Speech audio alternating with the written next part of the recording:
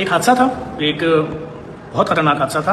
हमारा रिसेप्शनिस्ट है आर्यन, उसने चाबी ली और वो चाबी लेके उसने गाड़ी ली, अपने लड़के के साथ बैठा है और वो सामान लेने जा रहा था। उसने 2 गार्ड पीछे बैठा है। हमारे इदारे पे हमारे 4 एम्बुलेंस ड्राइवर मारे गए हैं ऑन ड्यूटी। वो मरीजों को लेकर एक जिना से जा रहा था, एक लियाकत से, और हमारे 2 एजुकेशन हेड मारे गए। ये तमाम सूरत हाल के बाद हुकूमत की जानिब से हमें पुलिस वाले दिए गए हैं, हुकूमत की जानिब से हमें कोविड में रेंजर्स वाले दिए गए, हुकूमत की जानिब से हमें मोबाइल दी गई, पुलिस मोबाइल। और ये तमाम सिक्योरिटी इसलिए दी गई कि मजीद जफर अब्बास की बीवी जो बेवाना बन जाए, जफर अब्बास के बच्चे यतीम ना हो जाए। और जिस तरह मैं माफिया से लड़ता हूँ, मैं मजीद लड़ता रहूँगा। बहुत बड़ा वाक़या था, हमारे लड़के की गलती थी, वो रॉन्ग रूट से जा रहा था। उसी वक्त विद इन 15 मिनट जब मैं अस्पताल, मुझे खबर मिली, मैं पहुंचा हूँ वहाँ। जो लोग कह रहे थे कि नहीं इसको अब्बासी लेकर जाओ, मैं उनसे लड़ा भी। मैंने कहा नहीं, आगा खान जाएंगे। मैंने आगा खान मूव किया। इनकी फैमिली को आती, सबसे पहली चीज़ मैंने पहली चीज़ अस्पताल आती, आप क्या बोली थी, आप क्या करें? आप बिल्कुल बेफिक्र हो जाएं, हम खड़े हुए हैं। कानूनी कार्रवाई अगर आप करना चाहते हैं तो आप, हमें पूरा इख्तियार है कि हम FIR करवाएं और जिसको चाहे नामजद करें और कर सकते हैं। और बिल्कुल हमें किसी किस्म का कोई दबाव का सामना नहीं है। अंकल, मैंने आपको एक और बात बोली थी, अगर कानूनी कार्रवाई आप 100% करते हैं, जो आपका आईनी कानूनी शरई है, तो भी हम आपके साथ मुकम्मल इलाज कराएंगे, नहीं कराएंगे? बिल्कुल कराएंगे। बिल्कुल। तो बस ये एक वाक़या था जिसमें हमारे बंदे की गलती थी। दुआएं हो रही हैं पूरे मुल्क में, लोग सब दुआएं कर रहे हैं। खुदा ने मौजज़ा दिखाया।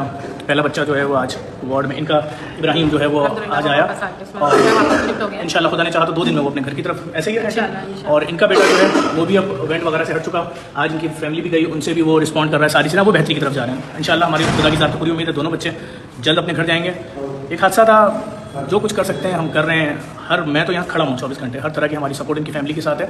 और मैं आगा खान अस्पताल की इंतजामिया का भी शुक्रिया अदा करूँगा कि आगा खान अस्पताल ने बहुत ज़बरदस्त रिस्पॉन्ड किया, इनके डॉक्टरों ने बहुत अच्छा रिस्पॉन्ड किया आगा खान के। और मुसीबत है, आफत है, नागहानी आफत है। उस लड़की की गलती है, उसने रोड पे देखा कि लाइटें लगी थी, वो समझा कि आगे से कोई जुलूस आ रहा है, उसने रॉन्ग लिया, नहीं लेना चाहिए था।